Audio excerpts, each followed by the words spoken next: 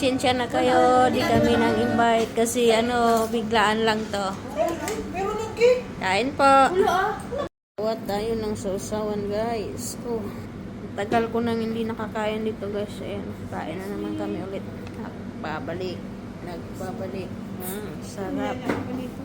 Ayan na guys, iwain na ni Aileen ang cake.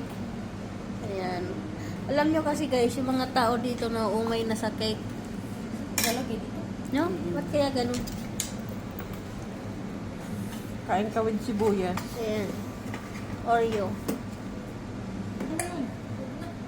Tama ka daw yan. Tama na daw yan. Tikman natin ang cake ni Aileen. Sarap. Sarap no? Maharap naman yung mga cake dito kasi talagang sulit na mga chocolate. Kaso, nakakaumay talaga. Ron! Ubos.